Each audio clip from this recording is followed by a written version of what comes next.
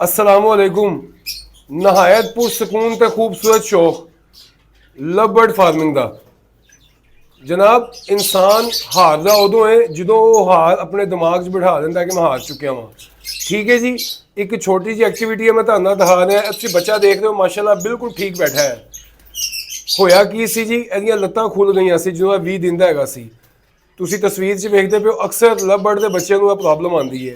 ਇਹ ਪ੍ਰੋਬਲਮ ਦੋ ਤਿੰਨ ਸੂਰਤਾਂ ਦੀ ਵਜ੍ਹਾ ਤੋਂ ਆਉਂਦੀ ਹੈ। ਜਾਂ ਤੇ ਪੇਅਰ ਜਿਹੜਾ ਹੈਗਾ ਜਾਂ ਤੇ ਅਨਮੈਚੁਰ ਹੈ ਤੇ ਉਹ ਸਮ ਟਾਈਮ ਐਸਾ ਹੁੰਦਾ ਹੈ ਕਿ ਜੋ ਅਨਮੈਚੁਰ ਹੁੰਦਾ ਹੈ ਤੇ ਉਦੋਂ ਉਹ ਬੱਚੇ ਦੇ ਉੱਤੇ ਫੀਮੇਲ ਨੂੰ ਬੈਠਣਾ ਨਹੀਂ ਆਉਂਦਾ ਤੇ ਬੱਚੇ ਦੀਆਂ ਲੱਤਾਂ ਖੁੱਲ ਜਾਂਦੀਆਂ। ਕੋਈ ਵਿਟਾਮਿਨ ਪ੍ਰੋਟੀਨ ਜਾਂ ਕਿਸੇ ਆਇਰਨ ਦੀ ਕਮੀ ਦੀ ਵਜ੍ਹਾ ਤੋਂ ਵੀ ਇਹ ਮਸਲਾ ਹੋ ਜਾਂਦਾ ਹੈ। ਉਹਦੇ ਬਾਅਦ ਸਮ ਟਾਈਮ ਐਸਾ ਹੁੰਦਾ ਬਾਜ਼ ਔਕਾਤ ਕਿ ਸਿਬਲਿੰਗ ਬਰਡ ਯਾਨੀ ਕਿ ਭੈਣ ਭਰਾਵਾਂ ਦਾ ਪੇਅਰ ਜਾਂ ਮਾਂ ਪੁੱਤਰ ਦਾ ਪੇਅਰ ਬਾਪ ਬੇਟੀ ਦਾ ਪੇਅਰ ਲੱਗਾ ਹੋਏ ਤੇ ਸਮ ਟਾਈਮ ਇਹ ਮਸਲਾ ਹੋ ਜਾਂਦਾ। ਤੇ ਜਿਸ ਟਾਈਮ 20 ਦਿਨ ਦਾ ਬੱਚਾ ਹੈਗਾ ਸੀ ਉਸ ਟਾਈਮ ਮੈਂ ਕੀਤਾ ਕੀ ਸੀ ਜਨਾਬ, ਇਹ ਤੁਸੀਂ ਕਰੀਬ ਤੋਂ ਮੈਂ ਤੁਹਾਨੂੰ ਦਿਖਾਉਣ ਦੀ ਕੋਸ਼ਿਸ਼ ਕਰਨਾ ਵਾ। ਇਹ ਦੋਵੇਂ ਇਹਨਾਂ ਦੇ ਪੈਰਾਂ 'ਚ ਬੱਚੇ ਦੇ ਮੈਂ ਰਿੰਗ ਪਵਾਤੇ ਸਨ। ਇੱਕ ਇਹ ਰਿੰਗ ਹੈਗਾ ਜੀ, ਇੱਕ ਰਿੰਗ ਹੈਗਾ ਇਹ ਦੇਖੋ। ਦੋਨੇ ਪੈਰਾਂ 'ਚ ਰਿੰਗ ਪਵਾ ਕੇ ਸਿੰਪਲ ਇਹ ਰੱਬਨ ਪੈਨ ਇਹ ਦੋਵੇਂ ਰਿੰਗਸ ਦੇ ਦਰਮਿਆਨ ਮੈਂ ਇਸ ਤਰੀਕੇ ਨਾਲ ਬੰਨ ਦਿੱਤਾ ਸੀ। ਠੀਕ ਹੈ ਜੀ, ਇਹ ਮੈਂ ਤੁਹਾਨੂੰ ਦਿਖਾਉਣਾ ਮਾਸ਼ਾਅੱਲਾ ਬੱਚਾ। ਇਹ ਬੱਚਾ ਬਿਲਕੁਲ ਮਾਸ਼ਾਅੱਲਾ ਜੀ ਨੋਰਮਲ ਹੋ ਚੁੱਕਿਆ ਹੈ। ਇਹਦੀ ਮਾਸ਼ਾਅੱਲਾ ਪੈਰ ਠੀਕ ਹੋ ਚੁੱਕੇ ਨੇ। ਹੁਣ ਮੈਂ ਕਰਾਂਗਾ ਕਿ ਇੱਕ ਰਿੰਗ ਜਿਹੜਾ ਨਾ ਇਹਦੇ ਪੈਰ ਤੋਂ ਮੈਂ ਕੱਟ ਦਿਆਂਗਾ। ਠੀਕ ਹੈ ਜੀ, ਇਹ ਵੇਖੋ ਬਿਲਕੁਲ ਮਾਸ਼ਾਅੱਲਾ ਬਿਲਕੁਲ ਠੀਕ ਬੈਠ ਰਿਹਾ। ਤੇ ਇਹ ਨਹਾਇਤ ਖੂਬਸੂਰਤ ਸ਼ੌਕ ਹੈ।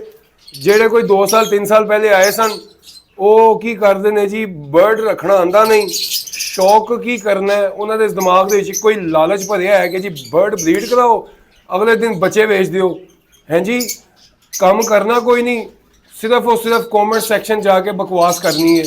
ਕੁਛ ਕਰਨ ਜੋਗੇ ਹੈਗੇ ਨਹੀਂ ਨਲਾਇਕ ਤੇ ਨਾਕਾਮ ਲੋਕ ਸਿਵਾਏ ਕਮੈਂਟ ਸੈਕਸ਼ਨ ਦੇ ਵਿੱਚ ਬਕਵਾਸੀਆਤ ਕਰਨ ਦੇ।